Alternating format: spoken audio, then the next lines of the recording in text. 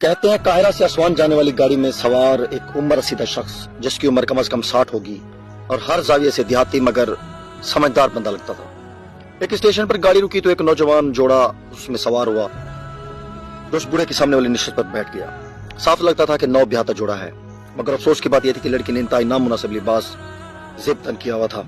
मिस्र में ऐसा लिबास पहनना अछूता काम नहीं और ना ही कोई ऐसा लिबास पहनने किसी लड़की को शोधेपन से देखता या तारता है। मगर दूसरे मुसाफिरों के साथ साथ लड़की के खामद की हैरत दीद के काबिल थी कि उस बूढ़े ने लड़की को दीदे फाड़ फाड़ कर देखना शुरू कर दिया। चेहरे से इतना पुरवकार और मोहतरम नजर आने वाले शख्स की हरकतें इतनी ओछी, बूढ़े की नजरें थी कि कभी लड़की के शानों पर तो कभी लड़की की ओरियां टांगों पर। ऊपर से मुतजाद ये कि बूढ़े ने अब तो बाकायदा अपनी थोड़ी के नीचे अपनी हथेलियां टेक कर गोया मंजर से तसल्ली के साथ लुत्फ अंदोज होना शुरू कर दिया। बूढ़े की इन हरकत से जहां लड़की बेचैन पहलू पर पहलू बदल रही थी, वह लड़का भी गुस्से से तिल मिला रहा था। बिल आखिर उसने फटते हुए कहा, बड़े मियाँ कुछ तो हया करो, शर्म आनी चाहिए तुम्हें, अपनी उम्र देखो और अपनी हरकतें देखो, अपना मुंह दूसरी तरफ करो और मेरी बीवी को सुकून से बैठने दो। बूढ़े देहाती ने लड़की की बात तहम्मुल से सुनी और जवाब दिया कि लड़के, मैं ना तो जवाबन तुझे ये कहना चाहता हूँ कि तू खुद कुछ शर्म हया कर, और ना ही तुझे ये कहूंगा कि तुझे अपनी बीवी को ऐसा लिबास पहनाते हुए शर्म आनी चाहिए। तो एक आजाद इंसान है, भले नंगा घूम और साथ अपनी बीवी को भी घुमा, लेकिन मैं तुझे एक बात जरूर कहना चाहता हूं, क्या तूने अपनी बीवी को ऐसा लिबास इसलिए नहीं पहनाया कि हम इसे देखें?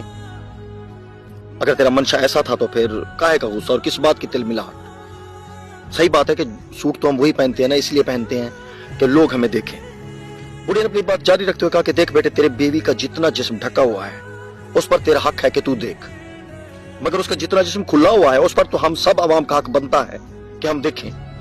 और अगर तुझे मेरा इतना करीब होकर तेरी बीवी को देखना बुरा लगा तो मेरा नहीं, मेरी नजर का कसूर है जो कमजोर है और मुझे देखने के लिए नजदीक होना पड़ता है। बूढ़े की बातें नहीं, अच्छा दर्स था जो जरा हट कर था और लोगों ने जान लिया था कि बूढ़ा अपना पैगाम उस लड़के तक बाखूबी पहुंचा चुका है। लड़के का चेहरा अगर शर्म से सुर्ख हो रहा था तो लड़का मुंह छुपाते हुए चलती गाड़ी से उतरने पर आमादा हुआ, और हुआ भी ऐसे ही।